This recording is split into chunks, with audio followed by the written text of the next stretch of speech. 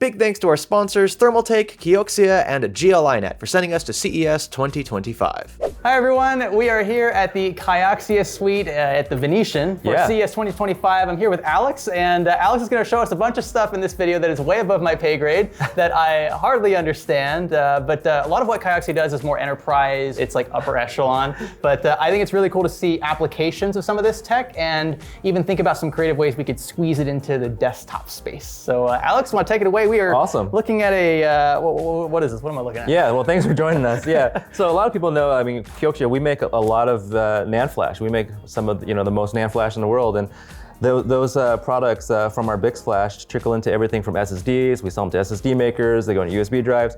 We also make some cool products in different applications, like you mentioned.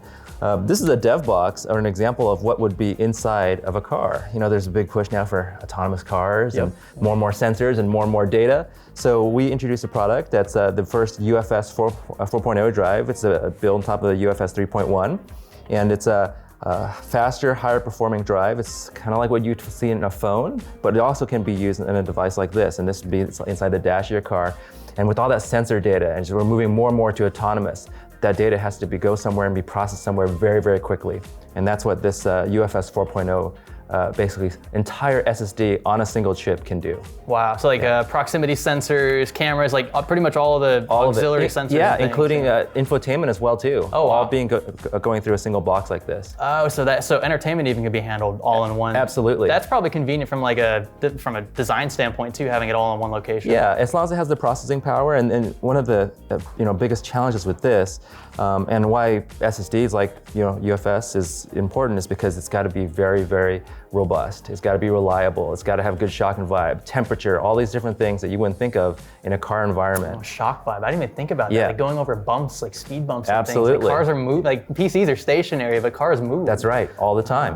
Yeah. So that reliability has to be be there. Wow. So yeah, it has to handle very low temps and very, very high temps without any interruptions whatsoever. And you said underneath this heatsink here is like one big fat memory chip? Like it's actually a very, very small chip that can be 512 gigabytes in size. Wow. And it's basically the controller, the flash, the actual storage device, all in one chip. And you guys make that? We do, yeah. So we make the big flash, and we make the complete all-in-one chip solution too, this UFS 4.0. So not just general storage then, huh? We do, yeah, we do. Really the base of everything that we do is that NAND flash. Right. That's kind of our core, but then we take that NAND flash and we build some cool things. So something like this, a CM7, like this is like a server grade, you would say? Oh yeah, absolutely. Grade. So enterprise. Anything with orange would be data center. Gotcha. Yeah. Okay. So like what would be the difference like for your target markets, like what would you prioritize in say the server drives over the data center drives? Okay, well there are two classes of drives here. The blue are what we call enterprise class. Okay. And so this is your typical data center where you have, like banking transactions where everything is 24/7, highest performance, lowest latency. Those are your classic drives for that environment.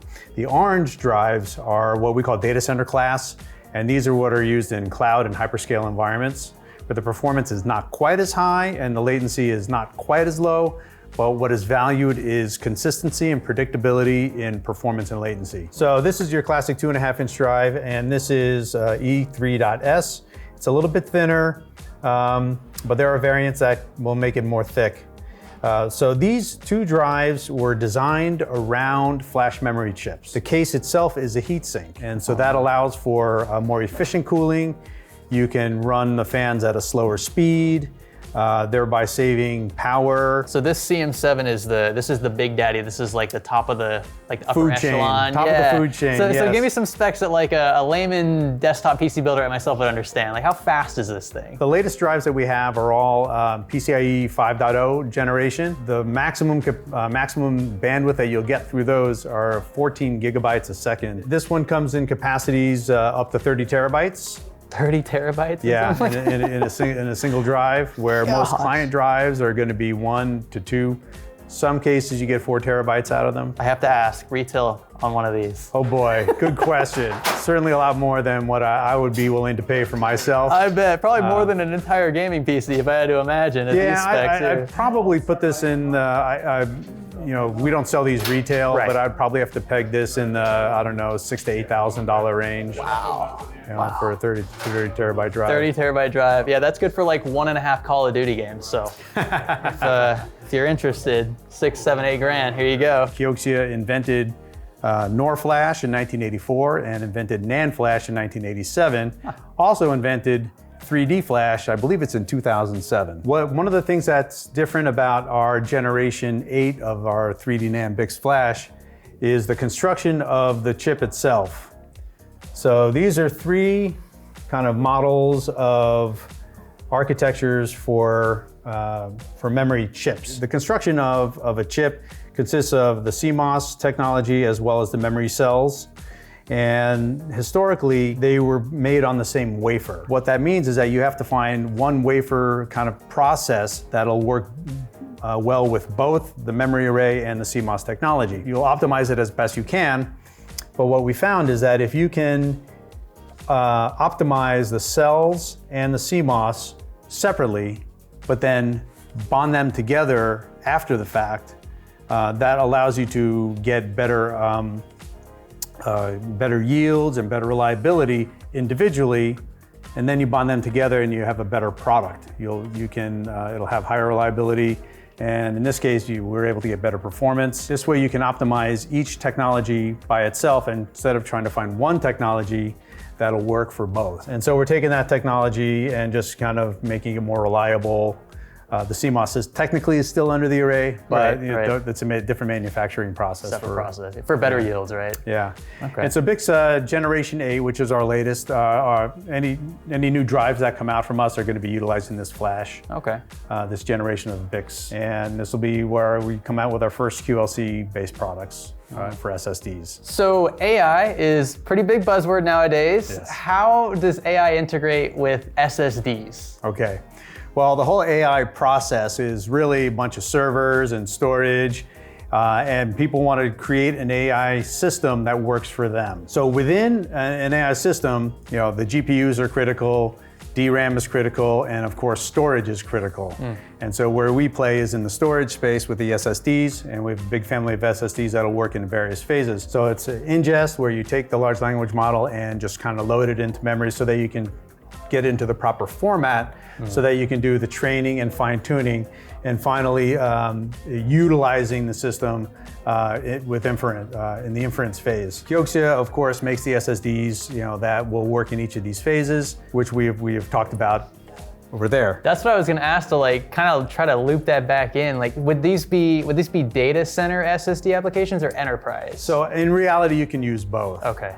Because some phases want the highest performance and lowest latency. Some don't need as much. It kind of sort of goes under the radar to some extent. I think from my perspective, it's not something that I thought about a lot when I was thinking about AI. So it's interesting to see how all this plays such a big role in those processes. Well, one of the main things that you're going to need is storage to hold the large language model. Yeah. Certain types of databases to help improve the AI system, and that's where SSDs come into play. And in some cases, 30 terabyte drives are useful.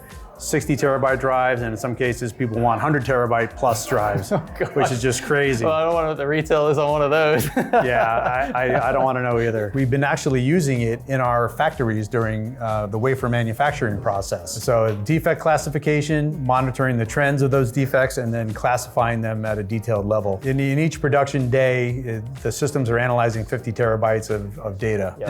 And then at some point it'll be able to identify and say, hey, I think this is bad, I think this is bad, I think this is bad. Whew. That was a lot. That went very in depth, but I think it's interesting to see not only the AI applications of a brand like KIOXIA, but also diving into the enterprise and data center side of things that I don't personally get to see very much of. I think that's interesting. I hope that's interesting to you all. I want to thank KIOXIA for not only supporting us here and sending us to CES 2025, but if you want to show them some love, we're going to have some links down in the description as well for you guys to check out. Thank you so much for watching, and be sure to stick around for the next one.